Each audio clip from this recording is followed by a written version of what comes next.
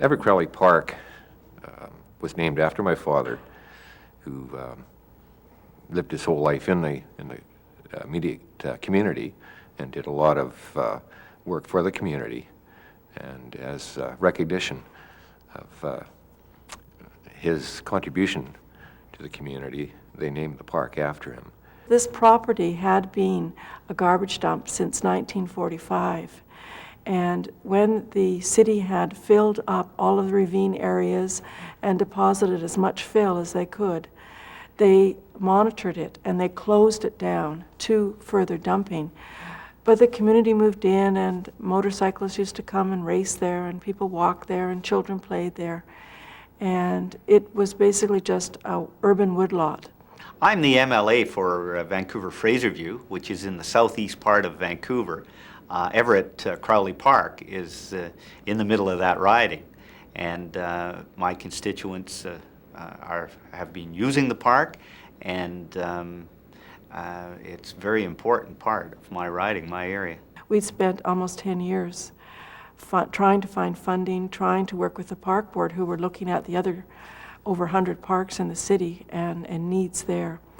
And it was at this point that the Evergreen Foundation were put in touch with myself through the park board. The committee, I think, had pretty much burnt out. There was Donna Tilley and a few others were still involved, but there wasn't a regular meeting going anymore. There were people interested, there were the plantings going on, but there wasn't a really focused energy happening anymore that had been, working for 10 years prior to that very strongly and accomplishing a lot of things.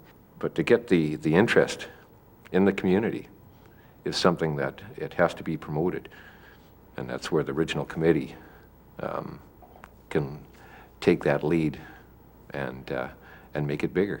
Looking at what had been going on, it was really seemed apparent to me that, yes, indeed, they really needed to have more information. This community needed to have more information and to really harness all this energy that was there. One of the first steps when we decided that really the next stage should be to find out the information on this park, that being the ecological information, the history of the area, and finding out about the people that use the park now, and what the park is used for, why the people enjoy the park. I first became involved with Everett Crowley because it's in my neighborhood. It's my neighborhood park.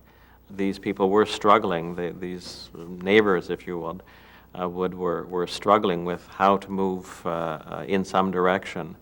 And it then became clear that the department that I work for, Parks Canada, has expertise on a variety of levels that can help these people move some of the issues forward. So it kind of became a logical evolution of being a volunteer to, in fact, being engaged as a professional person in the growth of that area. We have some funding available to develop handicapped access into the park, and some requests were put forth to the city on how this might best be done and what the cost would be. And unfortunately, there were some misquotes and misinformation, and a leak was given to the community that there was going to be some paving in the park, and people saw this as asphalt, and there was a great uproar. That clearly didn't have to happen to provide an accessible environment.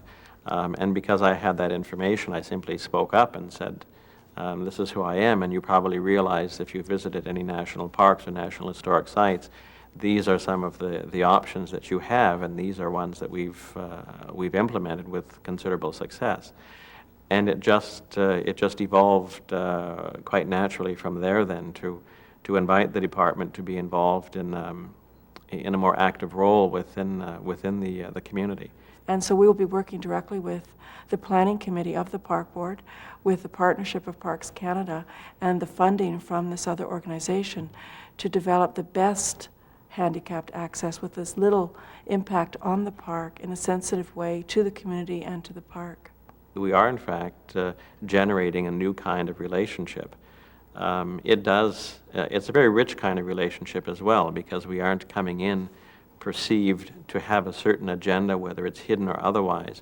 We're coming in because we have expertise on a professional level in terms of how to make a site accessible with the minimum impact on the ecology. We have expertise in process, how we can move these issues ahead within a framework. And we have individual staff expertise. When we first communicated with the park board and sat around a table, they thought, who is this group of people, and why do they want to join up and do something? Usually when they would go to a meeting, the community would say, what are you going to do for us? When are you going to do it? And how are you going to do it? And we were offering them our knowledge about the park and our assistance. I think the secret of making it happen and making it continue to happen was people partnering. And that is partnering means working together, different groups and indeed different levels of government. Partnerships are the best way to go, and the goal is to involve really as many people as possible and very much the community. So you're looking at a lot of volunteer groups and trying to coordinate both the local and the extended community according to skills. And all people have all different skills, whether they're the local residents who could tell you every inch of the park, or they're students at UBC or Capilano College that could identify all the species but don't know the history or the issues of the park. One of the most successful partnerships has been with the colleges, and the University of British Columbia third-year biology students test the water in the ponds each year, and so we have all of that information to use in other training that we're doing, to share with the students from the schools that we bring in. We sort of created a framework, and we, having talked to Donna and having started to get an idea of what was going on in the community just by talking to people in the park, like meeting them, and they'd realize I was doing something and they'd ask me a question or whatever, or say, don't touch a park, what are you doing? Get really upset. I started to learn about a lot of the issues, and from that we designed sort of what we call the community developed ecological stewardship process. And the reason it got called that was basically to try and explain to funders, to groups, what exactly we were trying to do. That it was a process, it wasn't a specific project that had a start date and a finish date, but these things build, and that we were trying to involve the community in as much as possible. You can't dictate. What you have to do is you have to have decisions made from the bottom up rather than the top down. You have to have some consensus amongst the people rather than an adversarial process or saying, we're going to do this. Now, you can't do that all the time. Governments have to make decisions at some point. But you can do it a great deal more of the time than we've been doing it. I believe the skills that people bring to our meetings and to the ongoing process are garnered from all different areas of their lives. And I think one of the best skills is the ability to sit in a meeting and be able to give input when requested, and also to respect and listen to others' opinions, and not judge what is being said, but give your best recommendations to the idea and the discussion that's being put forward. I respectfully listen to what you have to say, and I'm expecting that you will respectfully listen to what I have to say, and that through some process and through some facilitation, we will in fact all be moving together, perhaps not in a lockstep fashion, but we'll all be moving together to the goal that we really want to be, rather than the position I'm taking. It's the goal that we're looking at. It's not my particular position wearing a particular hat. One of the biggest issues has been maintaining it as a local project. When we have had special events like a small musical concert by the pond that a local resident composed some music for, it was about keeping that small, keeping it to 80 people, not advertising in the Georgia Straight and the Vancouver Sun, and respecting people's wishes to keep it as a community park. I hear from different people, it should just be community-based. Others want to see it citywide. And I think over the year we've struggled with that, and we've finally said it's community. I think there's a major shift happening, not just in my own department, but in other departments and other organizations like BC Hydro and BC Tel and major banks, to move away from this control mentality and into a power sharing, a mutual decision-making approach, sensitive to all sides.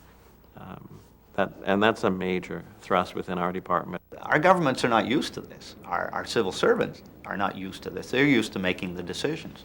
So it's a bit of a leap for them to take seriously the local people. And once they take the local people seriously, then the local people feel that the involvement is important.